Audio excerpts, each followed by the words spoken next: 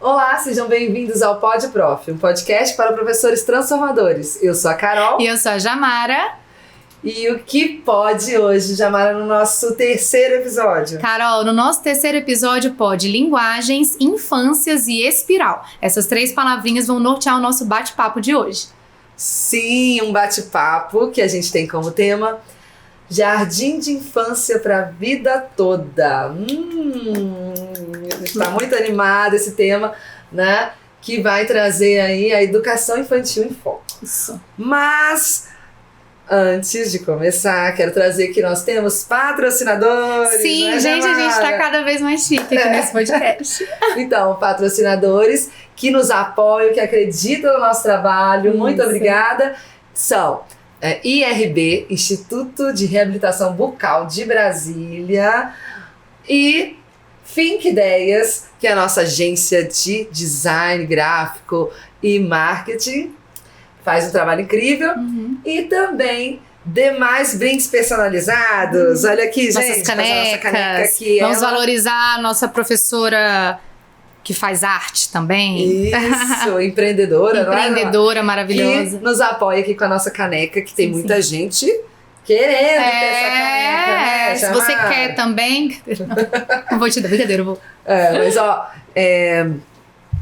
com tudo isso, a gente hoje tem um maravilhoso episódio, eu acredito, né? Porque a gente tá com um time de peso. Um time de peso mesmo. Então, quero apresentar aqui as nossas convidadas especiais de hoje, maravilhosas.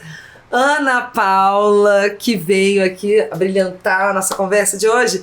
Ana Paula, gente, que é, né, coordenadora de uma rede confessional na educação infantil, né, particular em Brasília e no Brasil.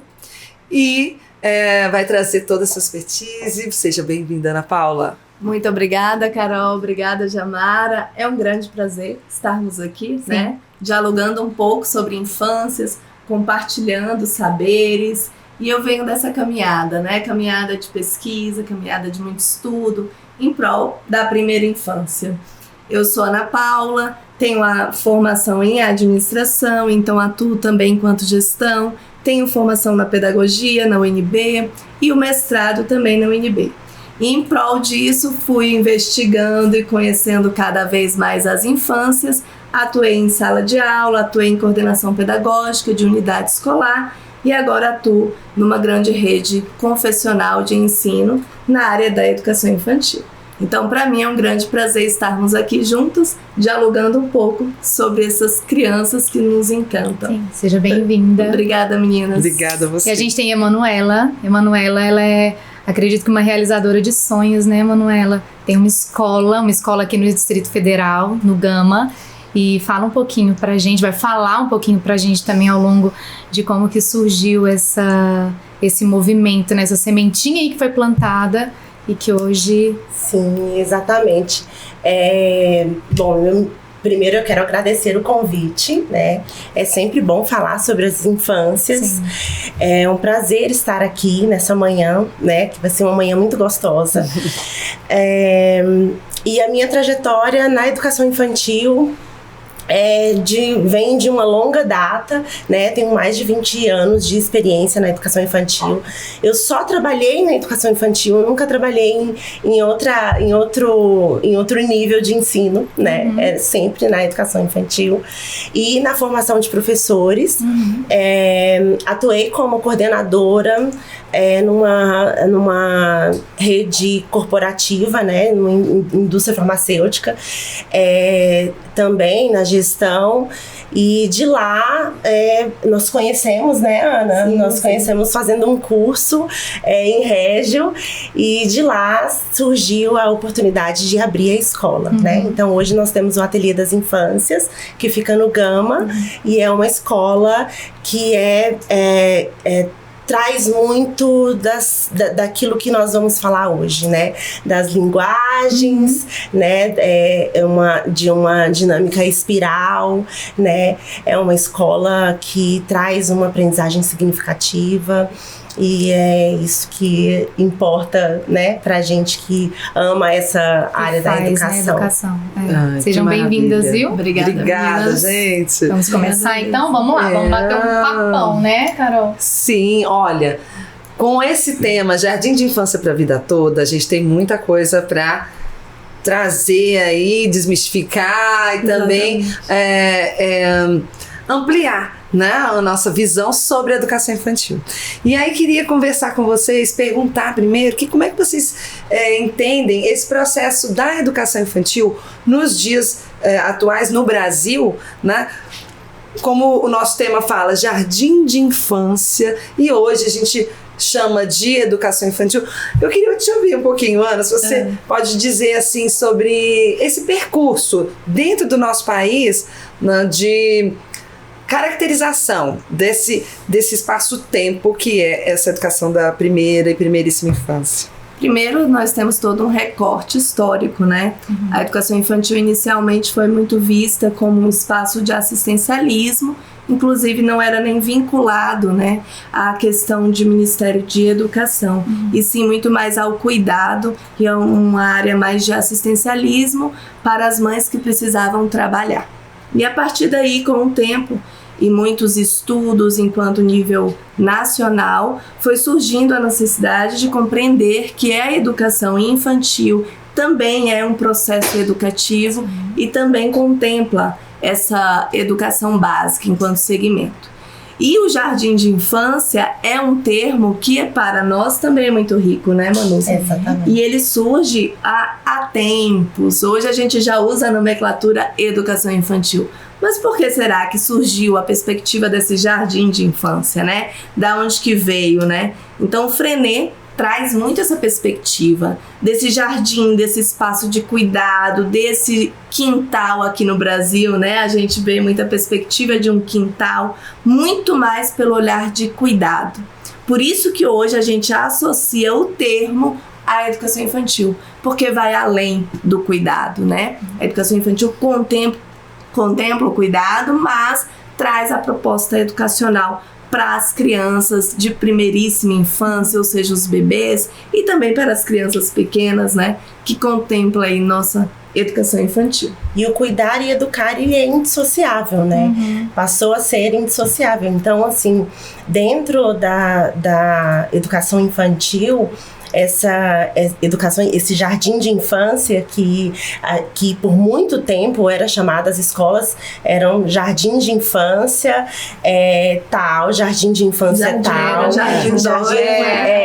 e sempre antes vinha jardim de infância, né? Hoje nós temos escola, né, de educação infantil e até as infâncias, né? Escola das infâncias, né? A gente utiliza muito esse termo. Justamente por essa perspectiva legal, né, que hoje no Brasil a educação infantil é valorizada enquanto processo educacional, que vai além do cuidar e educar. Sim. Essa palavra infâncias, né, acho que ela mexe também com a gente, por ela estar no plural, para enxergar também essa singularidade de espaços e tempos, sujeitos, né, que se diferenciam dentro dos territórios que a gente tem, né? Principalmente no Brasil, que é um espaço tão grande. Então, as infâncias não é uma infância única, não é uma, né, infância que única. Cada um, mas sim variada, porque tem o perfil ali do contexto histórico, geográfico, cultural de cada espaço, de cada território. E aí, como é que você, Manu? E a própria complexidade. E uma complexidade muito grande. Né? Então, é tão complexo que a gente entende, olha que você trouxe aí, que só esteve nesse segmento, só esteve nesse trabalho à frente de crianças pequenas e bem pequenas. E como você traz, pode contar pra gente um pouco dessa complexidade que existe, né, do seu contexto, que você vive hoje como proprietária de uma escola de educação infantil, dessa infância, e que encontra-se ali inúmeras exemplos de infâncias. Pluralidade, né? Essa né, pluralidade dessas infâncias. A escola infantil, ela já traz essa própria complexidade no dia a dia, né, no cotidiano, devido às demandas que a escola tem. Nos diversos processos ali.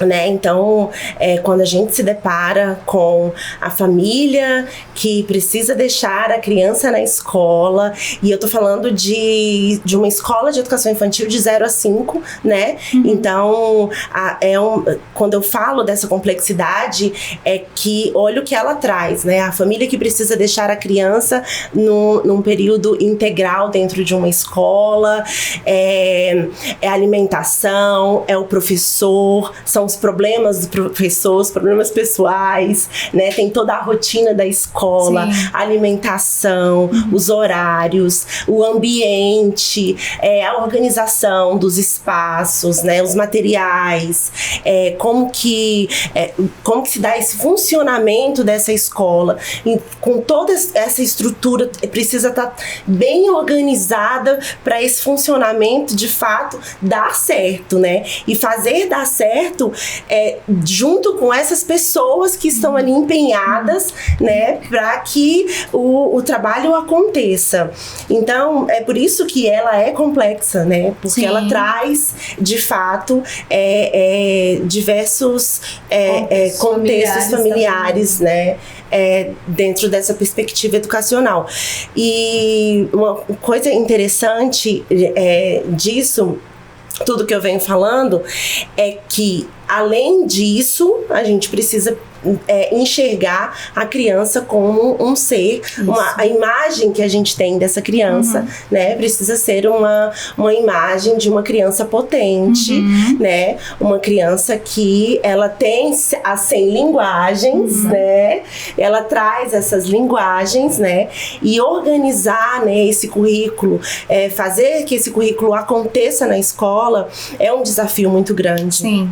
Né? Mas é um desafio possível, né? Então existem diversas possibilidades de transformar esse cenário todo num cenário que é possível e que ele acontece de fato. Sim, você falando agora, eu queria que a gente levasse agora um pouquinho para o lado assim, de um contexto histórico, saindo ali do processo de jardim de infância, indo mesmo para uma parte de educação infantil, com uma questão de uma legislação ali vigente e tudo mais.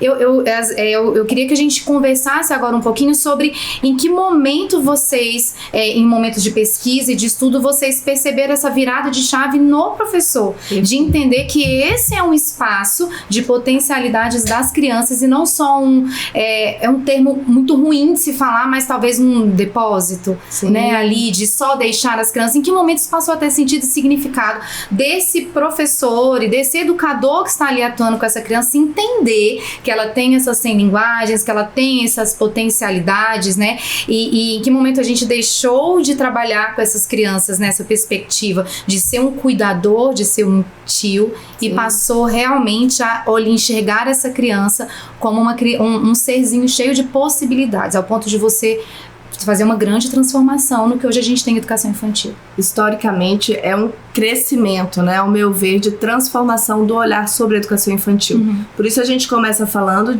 primeiro dessa perspectiva de assistencialismo, depois uma perspectiva realmente de jardim, de cuidado, e agora de educação, né? Então, assim, nós tivemos a LDB na década de 90, que trouxe toda a importância da educação infantil enquanto espaço educacional, mas até então não era obrigatório a presença de crianças, né? Era uma opção a criança de 4 anos estar ou não na escola, cabia a família discernir.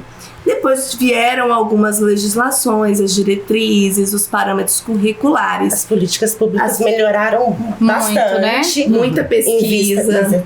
E pesquisa em loco, né? Não só teórico. Então, muitas pessoas sabidas iam para as escolas investigando. A partir daí veio a lei da primeira infância, ali por volta de 2016, que enfatizava o direito à educação. Né? Então a criança passa a ter esse direito mais consolidado e agora em âmbito nacional era necessário. Depois dessa lei da primeira infância, surge então a Base Nacional Comum Curricular, que para nós foi um grande salto, né? No que diz respeito à educação infantil. Aos outros segmentos ainda vem algumas discussões, mas para a educação infantil, para a gente, foi uma potência e realmente deslanchou muito o olhar sobre uma criança potente, uma criança que tem essas variedades de 100 linguagens. Então, isso trouxe esse salto, essa virada de chave, né? E a base, ela traz 3 eixos extremamente importantes, que é o da ética, né? O da estética e o da política, né? Então, que mostra pra gente todo esse percurso da educação infantil, né? A importância da ética, da estética, né? E essa escola que ela é de educação infantil, mas ela é política, porque a criança ela é política. Ela também, cria né? cultura, ela cria conhecimento. É cidadã. A gente não precisa dizer que a gente dá voz às crianças. As crianças já têm voz. Já tem voz. Né? A gente precisa visibilizar a voz deles, né? E gerar oportunidades para tornar visível. Tornar visível a aprendizagem. Isso mostra pra gente, então, muito esse caráter pesquisador, então, dos professores também, né? Sim. Essa vontade, porque uma coisa é a gente ter uma lei, uma base, outra coisa é a gente ter um professor interessado em realmente se aprofundar nisso, né? Porque ela ali paradinha, ela não vai servir de nada, né? Então isso mostra pra gente esse movimento muito grande de professores muito interessados nesse processo de pesquisa, entendendo muito que o professor não é mais ali o centro, mas a criança, né? Então eu tenho visto esse movimento muito grande. É o que a gente faz aqui também, né? Que a gente tem buscado. Agora, tem essa relação também de escuta, né? A gente pode dizer que trazer essa criança para o centro, ao invés do professor ser o centro, como a gente já vem falando muito aqui, né, desse professor que ele está ali como um oportunizador de aprendizagem, ele trazer esse ambiente, esse contexto rico de potencialidades também de possibilidades para as crianças, e a potência, enxergar essa potência dessas crianças, né, e poder proporcionar esse movimento diferenciado, né, dentro da escola. Agora, gente, a gente tem também uma visão no mundo em geral que mudou, né? A gente tinha crianças, como você falou, Ana, a gente não precisa falar que a criança tem voz, porque eles têm voz, mas dar essa voz às crianças é algo muito recente. Dar esse espaço de voz é muito recente. Esse espaço para que elas se expressem.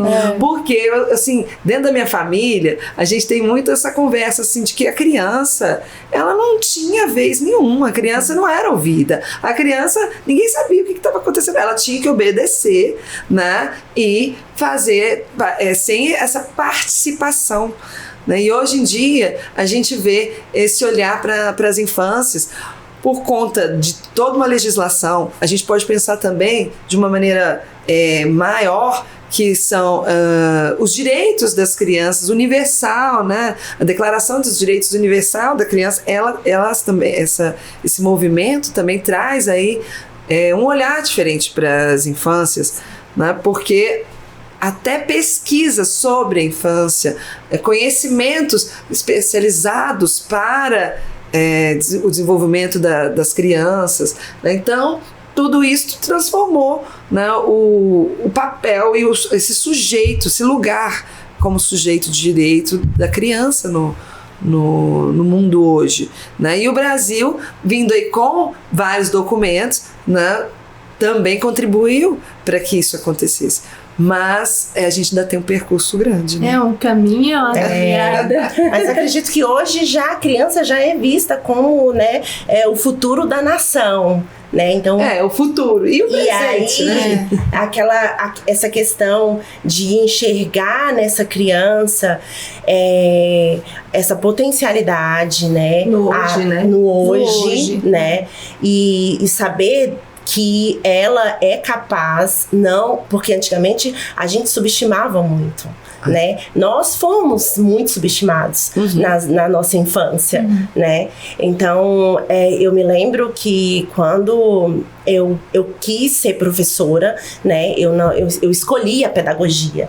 Eu gosto de falar, de frisar isso, porque hoje a gente tem poucas pessoas que, assim, o mercado para pedagogia ele já tá ficando um pouco fraco, né? Devido às demandas e a desvalorização toda, né? Dessa área. Mas eu me lembro que a minha escolha, quando eu fiz a minha escolha, eu era muito feliz, sou muito feliz ainda, né? Mas eu era muito empolgada ali e entrei numa escola construtivista, já era uma escola construtivista, né? No ano 2000. E é uma escola construtivista que tinha pouquíssimos alunos, porque as famílias não acreditavam no construtivismo, né? Que escola é essa que desenvolve autonomia? Que escola é essa que desenvolve as independência? Só pra brincar. Só brincam, não tem livro, né? Então, assim, que negócio é esse de projetos? E aí eu entro numa escola dessa e aquela pessoa que imaginava que ia ficar carimbando a agenda e fazendo trabalhinhos naquele aparelho. Mimeógrafo, né? Que não é da minha época, tá, gente? Não sei nem do que ela tá falando. Imagina! Não tinha nada disso na escola, né? A escola era real. Escola viva. Né, com pessoas ávidas por, né, conhecimento. Me lembro da coordenadora que fazia formação com muito prazer, sabe? Apresentava. O primeiro livro que foi me apresentado era aquele Bambini, que hoje nem vende mais, né? Acho que raro. É raro. Não tem. Então, essa escola viva, essa escola que existem crianças ali e elas têm voz e elas aprendem, elas trazem o conhecimento e aquele levantamento de conhecimento prévio que eu nunca tinha, que eu não ouvia falar. Eu falava assim, por que isso é importante, né? Porque saber elas sabem alguma coisa? Sabem, né? A tábula rasa.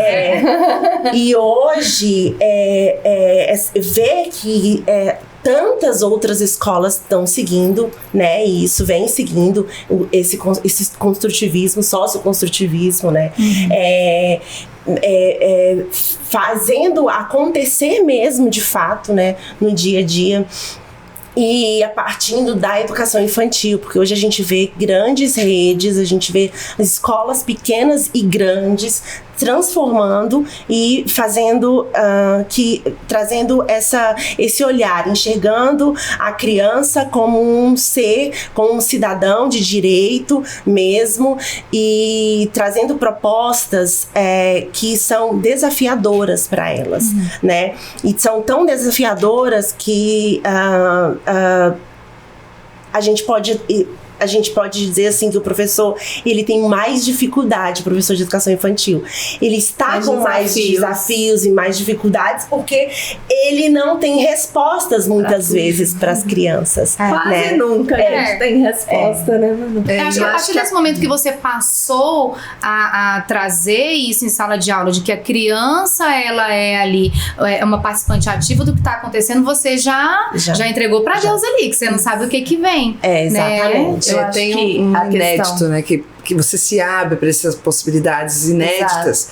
E que às vezes a gente fica muito focado em cumprir um objetivo que tem um fim, né?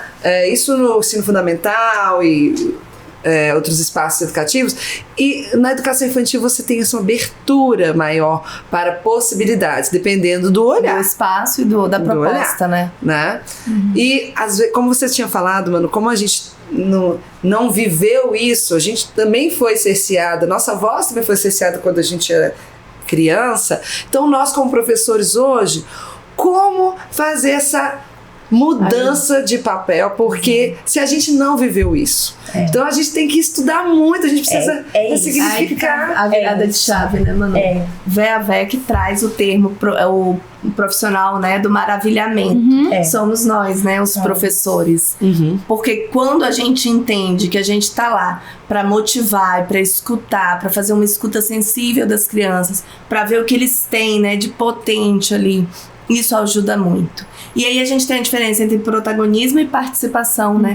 A gente costuma dizer que uma criança que está colando a atividade em um mural, ela está participando. Mas isso não é participação, né? É algo induzido, né, pelo professor. Quando a gente tem a participação efetiva, que é o que a Manu estava falando, é quando escuta-se a criança, dialoga-se com ela, pergunta-se o que eles acham, o que não acham. A gente tem um problema, a gente precisa resolver. Quais são os caminhos? A gente nunca vai trazer um caminho só, uma única direção, né? Porque a educação é assim, ela é complexa, existem históricos de vida, então a gente precisa entender que a participação, ela não é simplesmente algo induzido pelo professor. Precisa Eu ser deixei efetiva. eles falarem agora. Eu dei o espaço para a voz. Não é? Né? É isso mesmo. E aí essa escuta faz um movimento, né, diferenciado ali dentro, né, com as crianças, que tem muitos benefícios, né? A primeira coisa é tirar a criança do anonimato, né? Essa questão do anonimato, de você... o professor é o centro, né? E as crianças estão lá escutando, ouvindo e recebendo informações sem ter uma participação ativa, né? Isso é muito triste de se pensar, né? Que a criança, olha a potência que está ali e não está tendo espaço. E outra coisa, o desenvolvimento está sendo do professor ou o desenvolvimento está sendo das crianças? Quem é o centro do processo, né? A gente está ali em qual o objetivo principal? São elas. E elas se desenvolverem, só que a gente faz essa caminhada junto com elas, né? E acaba que a gente cresce, a gente também traz um ganho enorme pro educador quando essa troca é realmente efetiva, construída. A gente precisa ir além, né, da educação bancária, né, de Paulo Freire, como ele bem coloca, essa crítica social, porque o professor, sim, acha que ele é cheio e o detentor do conhecimento, né? Mas o conhecimento, ele é construído, ele não é simplesmente passar informações. Então, quando você tem uma criança, tem um bebê, né, Manu? A gente pensa na criança maiorzinha, né? Que você consegue conversar. Mas o bebê também traz muita aprendizagem, né? Acho que a Manu tem muita experiência também para partilhar sobre essas pequenas infâncias. Eu até tenho... A gente tem até uma experiência... de uma semana, né, que a gente tem observado 2 bebês da mesma idade e um bebê que ficou no colo 8 meses, um bebê que ficou no colo até os 6 meses, muito colo, e um bebê que ficou no chão, né, engatinhando, rolando. E aí esses 2 estão na mesma sala, né, na mesma turma, no berçário, e aí a menina de 8 meses, ela anda a sala inteira se arrastando, engatinhando e descobrindo o mundo, ficando em pé já, dando alguns passinhos, segurando, e derruba tudo, pega... adora, né? Mexer nos contextos e curiosa demais. E o outro, ele ainda não conseguiu virar. Nossa. E aí quando ele vira e fica. Ele não vai. Aí o que eu faço agora? E aí, desde muito cedo, existe o comodismo do ser humano. Quando a creche, né, antes assistencialismo, colocava-se no bebê conforto essa Exatamente. Criança. Isso é lamentável, né? E hoje a gente estudar, porque aí quando a gente percebeu, peraí, ele precisa desenvolver. Ele não é que ele esteja, não é um atraso. A gente não pode falar que é um atraso, mas olha o contexto que ele viveu. Exatamente. A gente olha para a história de vida. O ambiente não era propício para ele se desenvolver como aquela outra criança. E aí a nossa responsabilidade de fazer essa criança, de ajudá-lo na virada, né? Ele precisa virar para ele conseguir se arrastar, engatinhar, passar por todas as fases, que a gente sabe que o quanto as fases são importantes, né? Porque o ato de engatinhar, por exemplo, ele impacta lá na alfabetização, né? A gente sabe disso. Então, e se pula isso, ou então adianta, não, a gente tem que ir adiante. E aí, a gente estava com um desafio estudando esses 2 bebês, né? E tentando ajudar essa criança que ainda não consegue virar, né? O que a gente faz? A gente tem que oferecer o espaço ali e deixa no chão. E quando ele começa a chorar, que ele começa a se incomodar, que a gente vê que não tá dando certo mesmo, que ele não vai, a gente tira, acolhe, não vai deixar a criança sofrer. Mas essa escuta, experiência, né, de sentir, né, essa também é uma forma de escuta. Isso é participação, né? Participação. Porque a gente pensa que a participação é só na fala, só na fala. Mas essa criança, essa outra menina que caminha e explora os espaços, é uma criança que está participando. E ela olha pra ele como se dissesse, vem! Ainda não consigo. E ele só com um brinquedinho, porque ele não quer nem pegar, sabe? Então, o que tiver na mão dele. Exatamente. Foi assim que ele foi construindo. Olha que depoimento incrível que você trouxe, porque num período muito pequeno da vida da criança. E o tanto que isso já fez a diferença. Meses, né, Carol? Imagina uma escola que não dá esse espaço, que fica no bebê conforto, participação para essa criança, que fica a educação infantil inteira reproduzindo atividades, ouvindo só o que o professor disse e obedecendo. Claro que a criança precisa de limites e precisa ser encaminhada por uma regra social, mas a criança também precisa construir essa regra social. Essa é a diferença, né, da nossa proposta. E esse conhecimento de mundo também. Conhecimento de mundo. E se colocar nele, né? E se colocar nele. Agora, esse movimento só acontece quando existe um processo de pesquisa. É isso que eu ia te perguntar. Formação. E assim, Ana, como que teve algum momento assim da sua caminhada que você percebeu que seu olhar precisava mudar para essas infâncias, ou você já começou assim, sei aqui tudo que a gente vai fazer, ou você entendeu que você precisava ali de uma busca? O que moveu assim você nesse espírito de professora para você poder viver e trazer isso pra gente que você traz hoje? O olhar da educação sempre esteve comigo até antes da pedagogia, até antes da área profissional, muito mais como social também, atuando em organização não governamental. E naquela época eu via potencialidade nas pessoas, e eram crianças grandes e alguns jovens. E aquilo me motivava a entender o como, né? O que eles tinham de algo mais. Estudando na pedagogia, eu fui me encantando pela primeira infância, e aí fui para Reggio, entendi em Reggio Emília, que é uma cidade na Itália, que inspira o mundo em propostas educativas participativas. A partir dali eu começo a enxergar esse outro lado, que sim, as pessoas têm essa potência, como eu já via na ONG, agora eu vejo na escola. Na escola a gente tem currículo, a gente precisa seguir diretrizes e a gente precisa contemplar alguns parâmetros. Então, como fazer isso, né? Conciliar o tempo, porque eu sempre falei, a gestão do tempo é algo necessário, e o conhecimento. Então, a partir de formações, muito estudo, visita outras escolas, conversa com professores e grupo de estudo, né? A gente aprendeu muito juntas, então assim, sempre tivemos muitos momentos em coletividade, tanto dupla quanto grupos, pra gente poder dialogar. Então cada uma falava a sua experiência, a gente ia trazendo, ia pensando. Formações familiares totalmente diferentes umas das outras, mas nós tínhamos algo em comum, né? É se acreditar pelas infâncias. Então a formação, ela passa por esse processo. Primeiro é um navegar dentro de si, para depois você expandir para fora. Se você não se transforma entendendo essa potencialidade do sujeito, independente da idade, você não consegue alcançar os outros, né?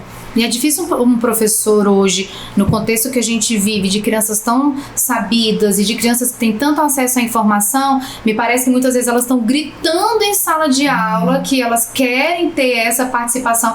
Eu acredito que seja muito difícil hoje para um professor que se mantém na mesma linha de trabalho, com uma sala de aula que está ali borbulhando e querendo viver tudo isso com você. Perfeito. Eu acho muito difícil o professor hoje virar esse olhar e dizer assim, não, eu continuo aqui dominando tudo e me mantenho.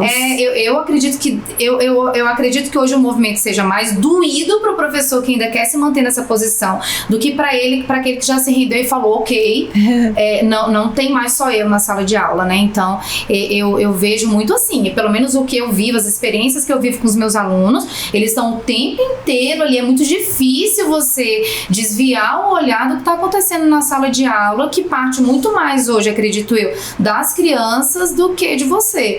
Tem um currículo, tem um planejamento, tem a gestão do tempo. Eu acredito que realmente a gente precisa viver tudo isso porque temos essa parte também de sala direito, de aula. Né, a educação.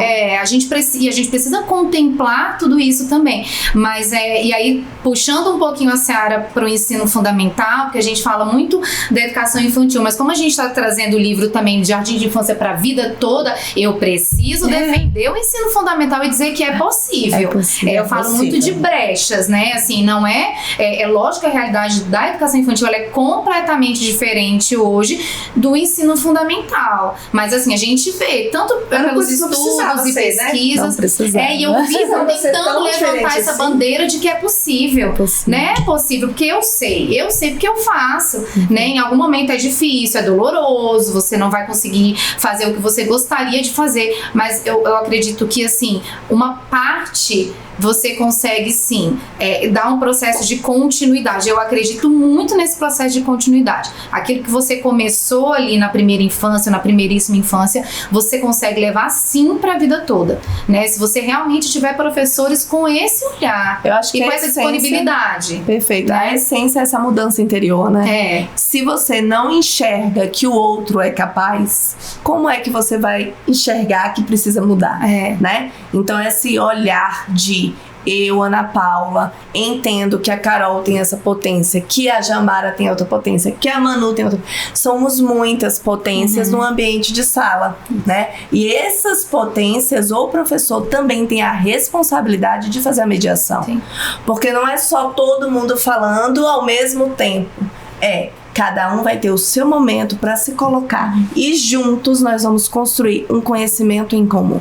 Então é uma responsabilidade docente. Por isso é desafiador, que a Manu falou, a gente traz essas vivências variadas. Temos esses desafios, mas temos a nossa responsabilidade. Sim. E lembrar também das competências, né? Que cada um traz, né? Dessa dinâmica individual, né, bagagem, do ser humano, da bagagem, e ele tem um talento, eu tenho um talento, a Carol tem outro, a Ana tem outro, nós temos dons, talentos, e são diferentes, né? São linguagens. Então por isso que a gente fala muito que a gente aprende melhor quando a gente aprende em grupo, né? Quando a gente aprende junto. A Ana foi falando aí toda desse percurso, dessa virada de chave, né? E eu me lembrei de uma coisa que eu e a Ana, que despertou muito na gente quando a gente fazia o curso de aprofundamento lá na Unicamp. As italianas, elas são extremamente inteligentes, né? A gente expressam a inteligência. A gente se encanta muito, né? Quando fala delas, a gente fica assim, eu quero ser igual. Eu quero chegar lá. E a gente olhou uma pra outra e falou assim, pra ser sabida assim, o que a gente faz? E aí eram uns livros, né? E aí elas falavam, citavam os teóricos e a gente pesquisava, daí surgiu, né, o grupo de estudo. A gente montou um grupo de estudo por isso, porque a gente queria aprofundar nesses teóricos. A gente não gosta de ler as interpretações, a gente gosta de ler a fonte, né? Então você entende, mas quando você estuda a fonte. E lembrando que eu participei desse grupo de estudo, né? Thomas, que também me mobilizou muito. Verdade, Carol. Né? E eu posso falar que a minha virada de chave também veio desse percurso de busca, de querer estudar. E fui a Régio também a primeira vez e de lá saí assim, deslumbrada. Falei, mas que caminho eu vou seguir? E me sentindo assim, solitária. Encontrei no grupo de estudos de vocês uma abertura para poder fazer essa caminhada. E aí isso foi fantástico, gente, porque para mim, nossa, tem mais pessoas junto comigo na mesma linha, né, de pensamentos. Vamos nos unir. E olha isso, tem quantos anos, gente? 7 anos. 7 quase anos. 8, né, Manu? Acho que tá indo pra E quase olha 8. que interessante o percurso que tudo isso tomou, né? Puxei Jamara junto, né, Jamara? Isso mesmo, gente. E ali a gente se encantando junto, eu falei assim, vamos. E aí a gente estava conversando antes do episódio sobre essa questão de que a gente vê as pessoas se mobilizando, querendo saber o que a gente faz, né? Como é que elas chegaram ali, como é que elas estão trazendo isso, qual a intenção delas, né? Porque, qual é o propósito delas? Que pessoas empolgadas são essas? Porque essa empolgação toda, porque essa empolgação toda, o trabalho tão árduo que a gente tem dentro da escola, exato. E elas ainda têm tempo, ainda têm movimento, ainda têm energia para poder fazer podcasts. Eu acho que a resposta tá atrás de você, Carol. Mindset. Qual o nosso mindset? A gente tem, né, Jamara, essa vontade de transformar, porque a gente acredita que isso é importante. E essa questão da educação infantil, ela tem esse percurso. Eu vejo que tem muito claro esse percurso da educação infantil e que a gente sabe que a gente que estuda, que vai atrás, a gente sabe que pode levar isso para todos os segmentos. Por isso, jardim de infância para a vida toda. Né? Mesmo que tenha um contexto diferente, o ensino fundamental, o ensino médio, o ensino superior, tenham contextos bem diferentes, mas a essência do que a gente está trazendo ali no jardim de infância são coisas que vão perpassar de uma forma espiral, como a gente colocou, né? Vão perpassar todos esses segmentos. E a própria BNCC, ela traz esse processo de continuidade. Né? Lógico, você tem ali várias questões, mas assim, ela tem um processo de continuidade quando a gente fala dessa aprendizagem espiral. Porque a gente vê ali, no segundo ano, a criança, ela aprende a reconhecer as figuras planas. E ali um pouquinho mais pra frente, ela aprende a classificar essas figuras planas. Então você vê que tem um processo de continuidade, não é uma mera repetição daquilo ali, né? Tem um aprofundamento, o que né? transpassa ali é o quê? A experiência. E a testificação. Aí a gente entra naqueles verbos da taxonomia de Bloom ali, por exemplo, ajuda né, muito que traz a gente nessa parte teórica mesmo, né? Da gente olhar para esses verbos e entender que existe ali um verbo ali que primeiro a gente vai trabalhar, sei lá, reconhecer. E depois a gente vem pro testificar, né? A gente vem pro investigar. Então, assim, são verbos ali de ação que eles vão trazendo pro professor, que ali a criança, ela não entra muito nesse mérito, mas se a gente tiver esse olhar, a gente consegue perceber um resultado. Aquela responsabilidade, exatamente. Né? E a gente consegue perceber que a gente não tá mais ali andando em círculo, porque você tá em círculo é diferente de você tá em uma espiral. Exato. Que bem A gente não volta pro mesmo ponto. A gente não tem como. A educação sempre vai transformar. Exatamente. Né? Por isso a espiral, e é uma palavra que a gente traz aqui, né? E aí o Mitchell Resnick, que fala sobre esse livro, ele diz o quanto impactou ele quando ele via que o conhecimento no jardim de infância, no kindergarten, né, era de criatividade, de experiência. E aí ali no Lego, quando ele faz o projeto todo sobre o Lego, ele fala muito sobre isso, porque lá a criança é mega criativa. Mas o que morre lá na frente, né? Porque esse conhecimento não foi espiralado. Não foi. Né? Aquela criança passa a ser jovem, precisa só reproduzir algum conhecimento. Então, uma crítica que ele faz muito rica nesse livro. Né? Que é muito parecido com o que Brunner fala, né, sobre essa aprendizagem espiral, e até mesmo Brunner traz a questão da alfabetização, por exemplo, a aquisição da linguagem, né? A criança quando ela tem a oportunidade de experimentar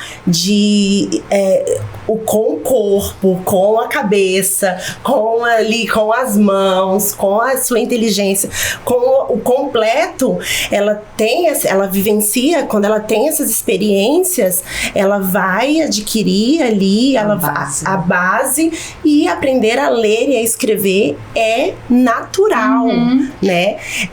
Eu estou vivendo isso já, né? Porque nós estamos já indo para o 6º ano de Ateliê das Infâncias, e as nossas crianças estão lendo, e sem que eram os bebês, livro, exatamente, sem livro didático, né, Manu? Sem livro literário, muito livro, mas não didático. Sem livro didático, sem aquelas fichas todas, sem aquele amparato que as pessoas se ficavam muito preocupadas, assim, achando que a educação infantil é ler e escrever. Tem que ensinar essas crianças a ler e escrever, né, do pontilhar, exatamente, sendo que você pode trabalhar habilidades motoras de outras formas. Que vai ajudar em outras coisas, não só na escrita. Você estimula a escrita por escrita espontânea, não precisa de ter um documento que cada professor vai seguir, mas a gente precisa se debruçar e estudar a formação. Isso não é da noite pro dia, é com muita responsabilidade, né?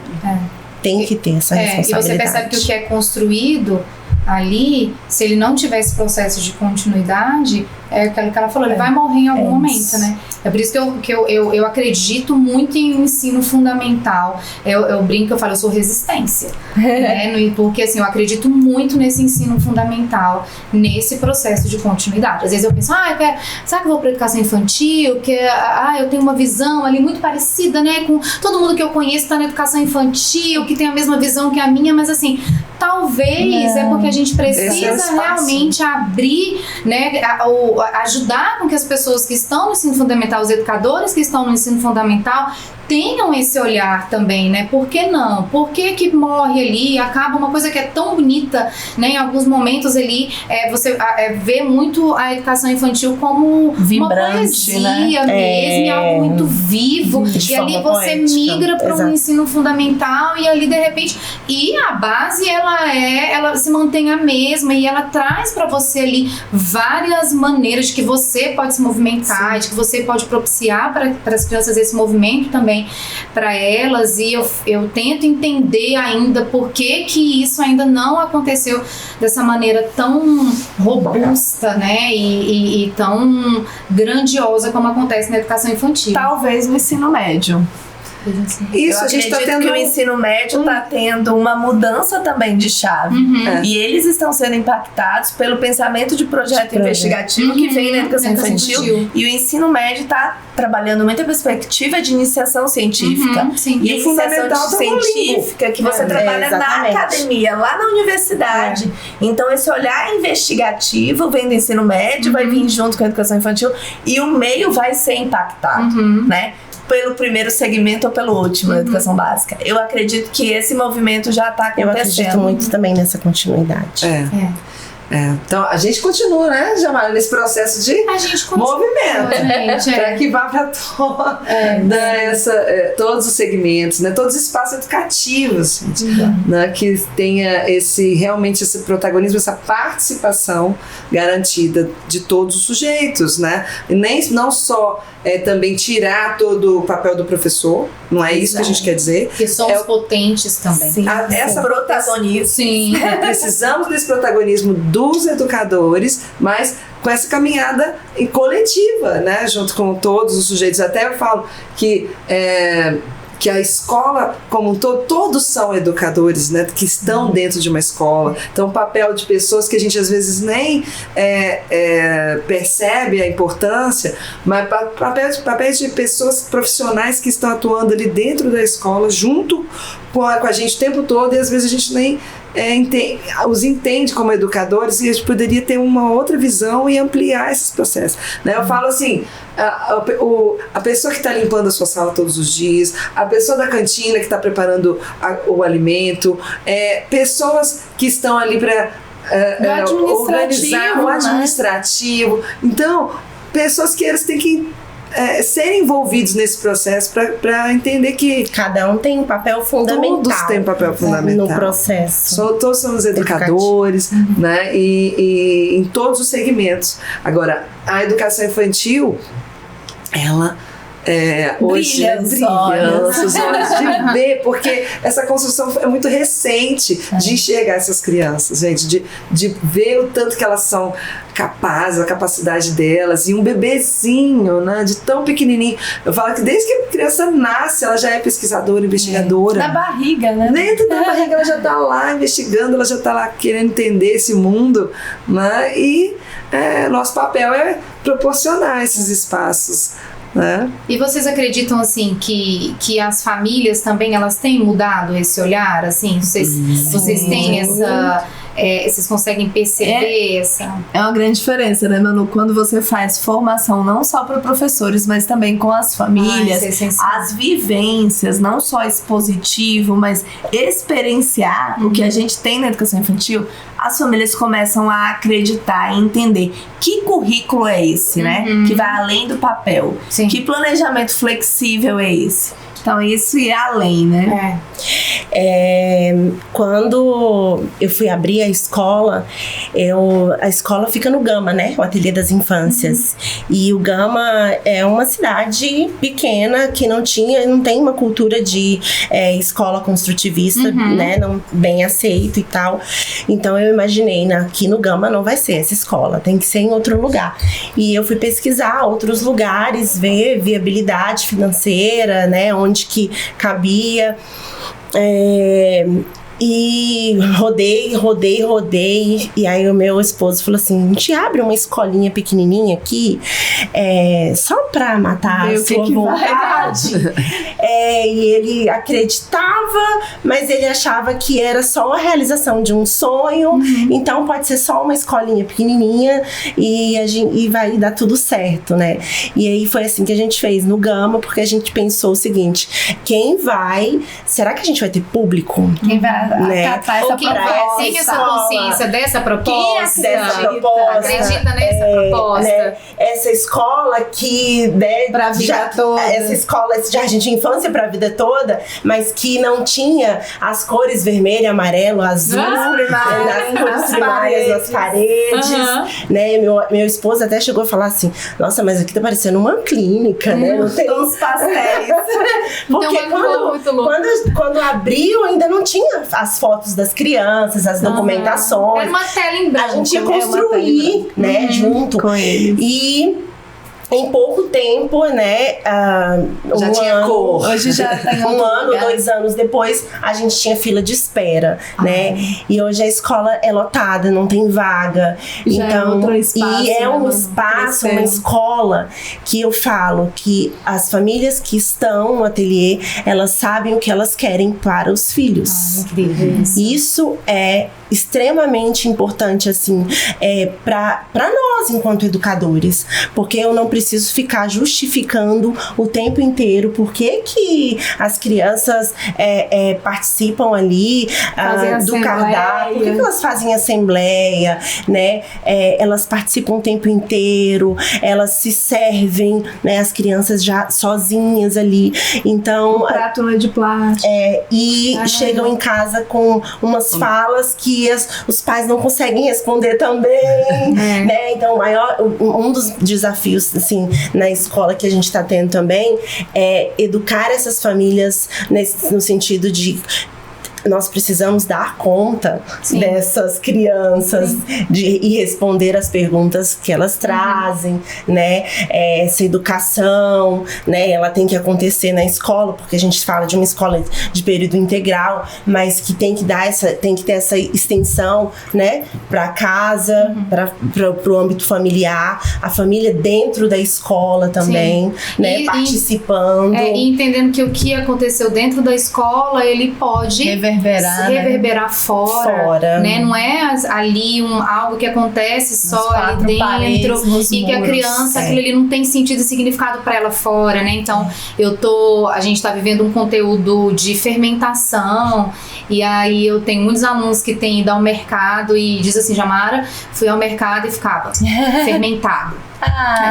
Que legal. Fermentado. Aí a moça do caixa: moça, você sabia que isso aqui eu tô levando porque é fermentado? Olha. Aí, ó, fruta não é fermentada. Então você vê que sai. E aquilo ali vai fazer um sentido pra fora ali, né? E as famílias veem esse movimento da criança levando o que ela tá aprendendo dentro pra fora e ensinando. Então eu falo muito pra eles: ó, ensina o seu pai e sua mãe, que eu acho que isso aqui eles não sabem, né? Ensina isso aqui pro seu primo mais velho, pro seu primo mais novo. Leva isso aqui que a gente tá vivendo, aquilo que a gente tá construindo aqui, leva pra fora, não guarda, não vamos ficar só aqui, né? Então é isso. Então as famílias começam a ter essa visão também, né? Então quando você tem uma família que chega pra você: Jamara, eu quero que meu filho aprenda, que ele se desenvolva. Eu nem sei se ele vai fazer faculdade, eu não sei se daqui 10 anos, quando ele for pra uma universidade, quais vão ser as vai vestir, o que ele vai fazer. Então hoje eu quero que ele aprenda bem, eu quero que ele faça levantamento de hipóteses, eu quero que ele investigue, né? Eu quero que ele seja realmente cidadão do mundo. Então quando você escuta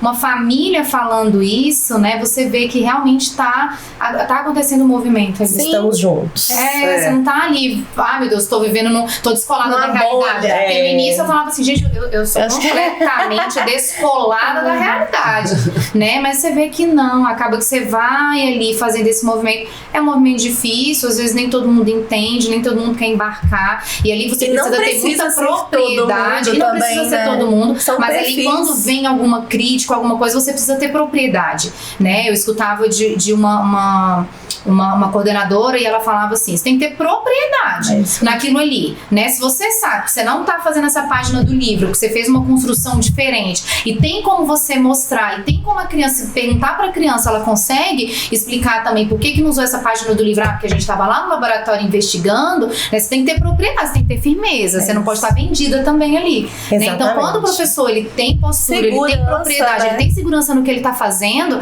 né? A família vai falar: não, eu não tô entendendo nada, mas se ela tá falando que vai dar certo, vai dar certo. Acho que o conhecimento, ele enriquece, né? Enriquece em tudo, né? Inclusive no nosso olhar sobre a vida. E mais uma vez, a gente aqui no PodProf, né, trazendo essa questão da importância da valorização profissional dos educadores, a gente se valorizar como uma potência também dentro da comunidade que a gente vive, profissionais assim extremamente necessários, né, importantes nesse percurso de construção de uma sociedade, né, que vai realmente ser transformadora, né, dessa realidade que a gente vive, que é muito complexa, né? Então acho que a gente pode, né, Jamari, já ir terminando aqui a nossa conversa, que dá vontade de ficar aqui muito tempo. Aquela pipoca que a gente vai pra segunda parte. A gente vai voltar. Mas assim, quero agradecer, gente, vocês demais por estarem aqui, por mobilizar tudo isso na gente, né, de estarmos juntas nesse percurso, né, de relembrar também, né, Carol, quando nós conhecemos. Isso, e saber que juntas a gente é mais forte, a gente vai mais longe, né, quando a gente está nessa união. Então eu quero muito agradecer, foi maravilhoso. Muito obrigada. Obrigada mesmo. Conhecimento compartilhado gera transformação. Exatamente. Isso. Muito obrigada a todos. A gente que agradece. Obrigada por defender essa bandeira, né, também junto com a gente, né, de um professor pesquisador, de um professor potente. Né, eu acredito muito que quando o professor vai mudando esse olhar e vai mudando a sua postura, quem está em volta vai entendendo que você não é mais um tio ou uma tia, que é só um cuidador. Entende? Você é um profissional potente. Gente, né? eu tenho hoje, dentro da minha turminha de 5 anos, crianças que me chamam de Carol e de professora.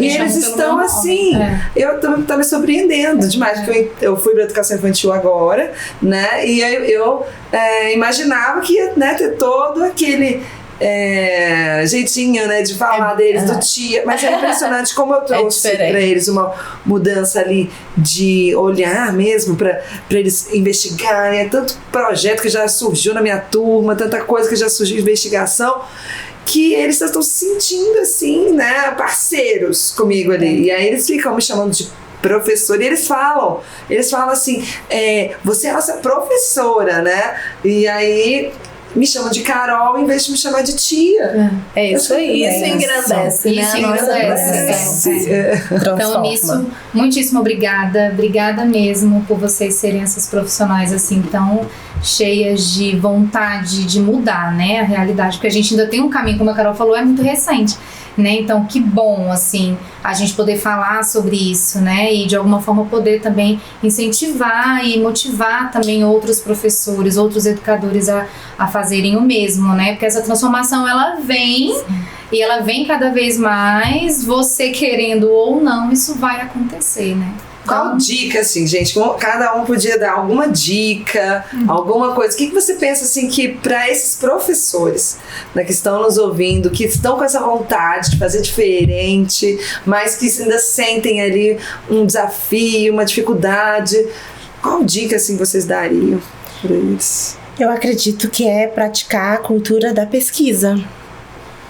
A pesquisa, né? E repertório, né? Acho que o repertório em todas as áreas, cultural, acadêmica, de vida, de pessoas. Vai para uma feira, escuta o ser humano. Isso. Fica É ouvindo. isso. Relações. Relações humanas. Relações humanas. A educação se faz no humano. É. Senão a gente não seria humano. São as relações. Eu falo muito isso, que a gente tem todo um processo de pesquisa, a gente tem, né, tem todo um embasamento teórico, mas se a gente não ouvir as pessoas e não ter momentos para essas trocas, não vale de nada. Observe, né, o mundo que passa. Não fique ali parado, fique atento, né? Porque os bebês são pessoas. Sim, são pessoas. As crianças são pessoas. Os idosos, os né? idosos, todos são seres humanos, sujeitos, né, que estamos aqui para se relacionar e viver, né? Então vamos pra feira. A gente saindo daqui, tá, de uma conferinha. Meninas, muitíssimo obrigada. Foi incrível, obrigada mesmo. Muito obrigada, a gente que agradece. Gente, muito obrigada. Estamos terminando mais um episódio do Pod Prof. E comenta, compartilhe, divulgue. Obrigada aos nossos patrocinadores, aos nossos apoiadores. E até o próximo episódio, gente. Tchau, tchau. Tchau.